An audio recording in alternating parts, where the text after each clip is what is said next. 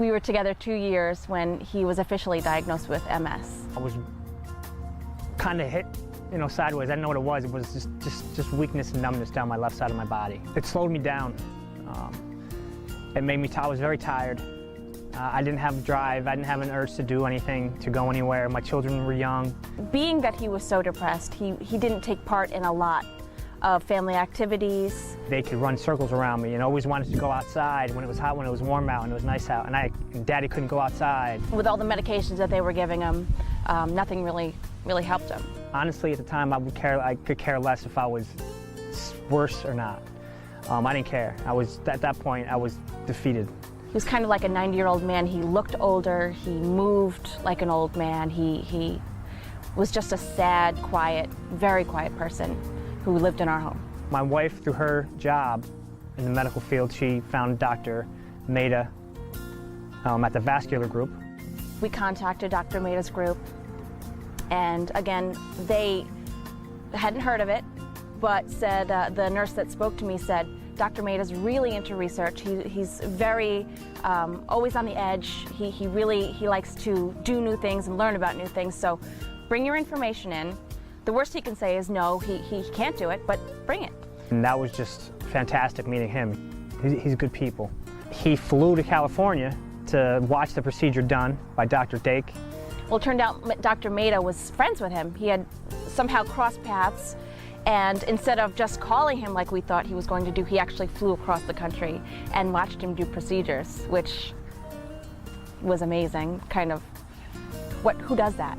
What doctor does that? We went in, Michael got prepped and ready, and the nurses were wonderful. I was excused, I went out to the waiting room, he took Michael into the suite, and I sat for a while, thinking that Dr. Maida was going to come out and say, well, we tried, we didn't really see anything. But when Dr. Maida came out, he said, I want you to come back. He said, we found something.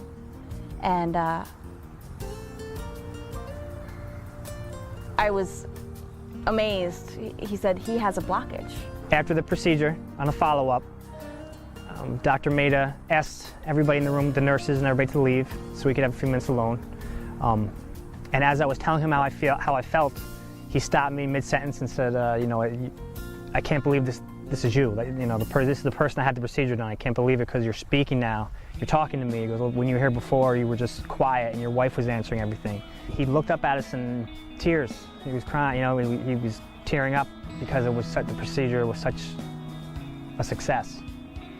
I immediately burst into tears and kind of couldn't believe it. It was a great moment. It was a fantastic moment. Finally, there was something that happened in my life with my battle with MS that was good. About a week after the procedure, he began running through the house, literally running through the house, chasing the kids upstairs and downstairs, picking them up on his shoulders, reading to them, and taking them for walks. I had more energy, and I was remembering things better right away. That was a big difference. It's hard to explain that moment. Relief, joy, wanting to tell other people with MS about the procedure. The kids adore him. It was refreshing for them, I think. After the procedure, they kind of thought, whoa, who is this guy? We love it, but they didn't know him like that. Now they do. Dr. Maida and the vascular group changed my life. And my advice to anybody is to go to Dr. Maida and the vascular group and get this done, because there's no reason why you shouldn't with MS. People still say, oh, it's not, that doesn't work. Well, it does work. Dr. Maida changed our life. As a family, he gave hope to our family, and he gave me my husband back.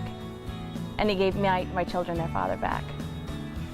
Thank you, Dr. Maida. Thank you, Dr. Maida. Thank you, Vascular Group. You made my daddy better.